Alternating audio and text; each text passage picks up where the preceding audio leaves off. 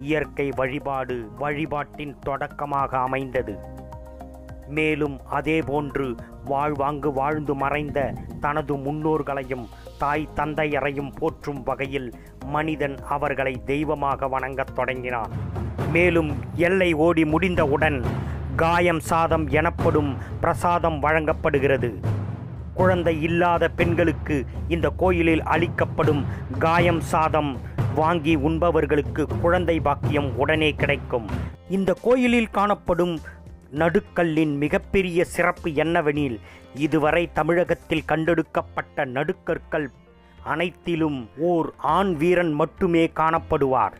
ஆனால் இங்கு காணப்படும் 2 கற்களிலும் ஆண் வீரனோடு பக்கத்தில் ஓர் பெண்மணியும் நின்று கொண்டிருப்பது மிகப்பெரிய சிறப்பாக கருதப்படுகிறது. இதுவரை கோயில் திருப்பணிக்காக உதவிய நல் உள்ளங்களுக்கு இந்த நேரத்தில் நன்றி தெரிவிப்பதில் பெருமை அடைகிறோம். அதே போல் இந்த வீடியோவை குறைஞ்சது 10 பேருக்காவது ஷேர் பண்ணி கோயில் திருப்பணியில் பங்கெடுத்து கொள்ளுங்கள்.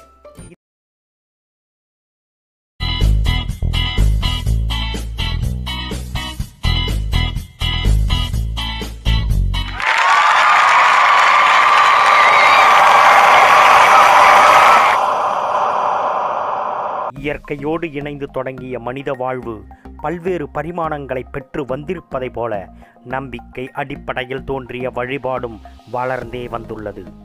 இயற்கை வழிபாடு தொடங்கி இறை வழிபாடு, தனி மனித வழிபாடு என்று பல்கி பெருகி வாழ்க்கையில் பிரிக்க முடியாத ஒரு கூறாக வழிபாடு நின்று நிலைத்துள்ளது. மனிதனின் அச்ச உணர்வும் குற்ற மனப்பான்மையுமே வழிபாடு தோன்ற காரணம் எனலாம். இயற்கையானது இடி, மழை, புயலின் வாயிலாக மனிதனுக்கு பெரும் அச்சத்தை ஊட்டியது. தான் செய்த குற்றமே இயற்கையின் சீற்றத்திற்கு காரணம் என்று நம்பிய மனிதன் அவற்றையே வணங்கத் தொடங்கினான். அது அவனுக்கு ஆறுதலையும் நம்பிக்கையும் ஊட்டியது. இதனால் இயற்கை வழிபாடு வழிபாட்டின் தொடக்கமாக அமைந்தது. மேலும் அதேபோன்று வாழ்வாங்கு வாழ்ந்து மறைந்த தனது முன்னோர்களையும் தாய் தந்தையரையும் போற்றும் வகையில் மனிதன் அவர்களை தெய்வமாக வணங்கத் தொடங்கினான். இதனால் முன்னோர்கள் நன்மையை செய்து காப்பதாகவும் அவர்களின் வாழ்க்கையை வளமையாக வைத்துக் கொள்வதாகவும் நம்பினான். இதன் விளைவாக தோன்றியதே முன்னோர் வழிபாடு ஆகும். அத்தகையதொரு முன்னோர் வழிபாட்டை திருவண்ணாமலை மாவட்டம் ஆரணி வட்டம் இரும்பேடு கிராமத்தை சேர்ந்த 4 ஊர்கள் ஒன்றிணைந்து திருவிழா எடுக்கும் நடுக்கல் வழிபாட்டு முறைதான் ஸ்ரீ தங்கலான் தங்கலாட்சி அம்மன் வழிபாட்டு முறை. போரில் மாண்ட வீரர்களுக்கு நடுக்கல் எடுத்தல், பத்தினிக்கல் வழிபாடு, சமாதி வைத்தல் போன்றவையும் இதனோடு தொடர்புடையவை ஆகும். அத்தகைய ஒரு நடுக்கல் வழிபாட்டு முறையை இரும்பேடு பஞ்சாயத்தை சேர்ந்த கிராம மக்கள் 4 கிராமங்களை சேர்ந்த மக்கள் ஒன்றாக இணைந்து 2 ஆண்டுகளுக்கு ஒரு முறை திருவிழா எடுப்பதோடு அத்தகைய நடுக்கல் வழிபாட்டிற்கு கோயிலும் கட்டி வருகிறார்கள். வணக்கம், நான் உங்கள் யூகே. இந்த வீடியோவை கடைசி வரையிலும் பாருங்க. பிடிச்சிருந்ததுனா லைக் பண்ணுங்க.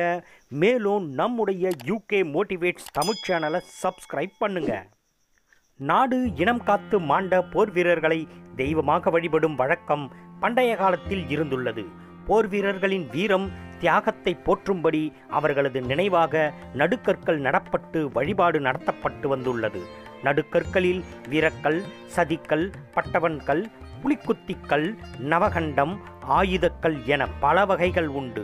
இத்தகைய ஒரு நடுக்கல் வழிபாட்டு முறை 3ஆம் மற்றும் 4ஆம் நூற்றாண்டுகளில் இருந்ததாக வரலாற்று ஆய்வுகள் தெரிவிக்கின்றன. வீரனின் நினைவு சின்னம் வீர வழிபாட்டு சின்னமாக மாறியது.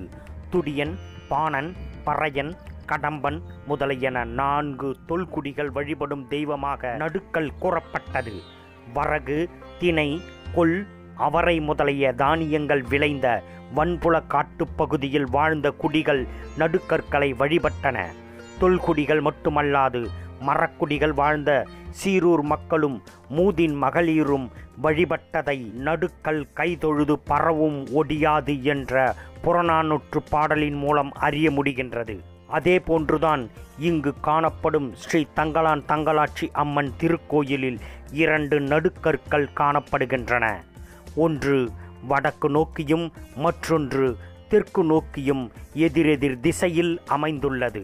வீரன்கல், வீரக்கல், நடுக்கல் எனவும் நினைவுத்தூண் என்றும் இந்த கற்கள் அழைக்கப்படுகின்றன.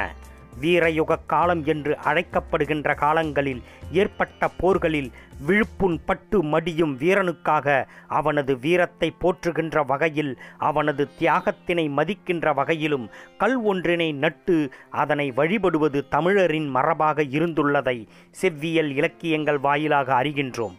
இதுவரை தமிழகத்தில் கிடைக்கப்பெற்ற நடுக்கற்கள் பெரும்பாலும் மக்கள் வாழ்கின்ற அல்லது வாழ்ந்ததாக அறியப்படும் ஊருக்கு வெளியில்தான் கண்டறியப்பட்டுள்ளது.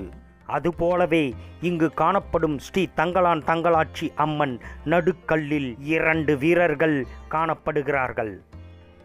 தெற்கு நோக்கி அமைந்துள்ள நடுக்கல்லில் வீரன் தன்னுடைய கையில் ஓர் ஆயுதத்தையும் கேடயத்தையும் வைத்துள்ளார். அவன் அருகில் ஓர் பெண்மணியும் நின்று கொண்டிருக்கிறார்.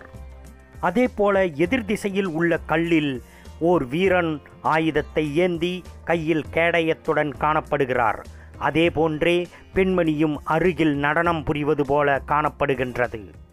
இந்த கோயிலில் காணப்படும் நடுக்கல்லின் மிகப்பெரிய சிறப்பு என்னவெனில், இதுவரை தமிழகத்தில் கண்டெடுக்கப்பட்ட நடுக்கற்கள் அனைத்திலும் ஓர் ஆண் வீரன் மட்டுமே காணப்படுவார். ஆனால் இங்கு காணப்படும் 2 கற்களிலும் ஆண் வீரனோடு பக்கத்தில் ஓர் பெண்மணியும் நின்று கொண்டிருப்பது மிகப்பெரிய சிறப்பாக கருதப்படுகிறது. இந்த கோயிலுக்காக இங்குள்ள 4 கிராம மக்களும் ஒன்றாக இணைந்து 2 ஆண்டுகளுக்கு ஒரு முறை திருவிழா எடுத்து வருகிறார்கள். இந்த திருவிழா மிக பிரம்மாண்டமான அளவில் நடைபெறுகின்றது. கிட்டத்தட்ட 20,000த்திற்கும் மேற்பட்ட மக்கள் ஒரே நாளில் இங்கு ஒன்று கூடுகின்றார்கள். இந்த திருவிழாவின் போது பெரியவர்கள் காப்பு கட்டி எல்லை ஓடி 3 கா கொடுக்கிறார்கள். அதன் நோக்கம் அத்தகைய விலங்குகள் இந்த மக்களிடையே பல்கி பெருக வேண்டும் என்பதற்காகவே. மேலும் எல்லை ஓடி முடிந்தவுடன் காயம் சாதம் எனப்படும் பிரசாதம் வழங்கப்படுகிறது. குழந்தை இல்லாத பெண்களுக்கு இந்த கோயிலில் அளிக்கப்படும் காயம் சாதம் வாங்கி உண்பவர்களுக்கு குழந்தை பாக்கியம் உடனே கிடைக்கும். மேலும் திருமணம் நடைபெறாதவர்களுக்கு வேண்டுதல் மூலம் விரைவில் திருமணம் நடைபெறும். உடலில் உள்ள நீண்ட நாள் பிணிகள் உடனே அகலும்.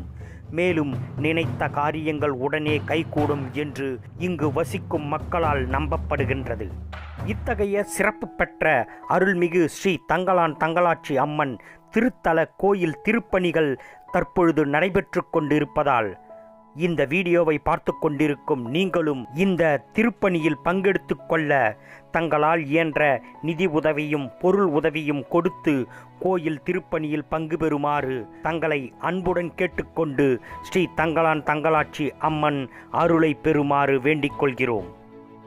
கோயில் திருப்பணியில் பங்கேற்று நிதி உதவி அளித்திட விரும்பும் அன்பர்கள் தொடர்பு கொள்ள வேண்டிய எண்கள் 96 29 32 79 79 மற்றும் 80 56 89 18 63. இந்த எண்களை தொடர்பு கொண்டு தங்களால் இயன்ற பொருளுதவியும் நிதி உதவியும் அளிக்குமாறு கேட்டுக்கொள்கிறோம். இதுவரை கோயில் திருப்பணிக்காக உதவிய நல் உள்ளங்களுக்கு இந்த நேரத்தில் நன்றி தெரிவிப்பதில் பெருமை அடைகிறோம். அதே போல் இந்த வீடியோவை குறைஞ்சது 10 பேருக்காவது ஷேர் பண்ணி கோயில் திருப்பணியில் பங்கெடுத்து கொள்ளுங்கள். இந்த வீடியோ உங்களுக்கு பிடிச்சிருந்ததுனால் லைக் பண்ணுங்கள், கமெண்ட் பண்ணுங்கள், ஷேர் பண்ணுங்கள். மேலும் மறக்காமல் நம்ம யூகே மோட்டிவேட்ஸ் தமிழ் சேனலை சப்ஸ்கிரைப் பண்ணுங்கள். மேலும் இதே போன்ற நடுக்கல் வழிபாடு உங்கள் ஊரிலோ அல்லது உங்கள் ஊருக்கு அருகாமையிலோ நடைபெற்றால் அதை பற்றியும் கமெண்ட் பாக்ஸில் சொல்லுங்கள். நிறைவாய் உயர்வாய். நான் உங்கள் யூகே.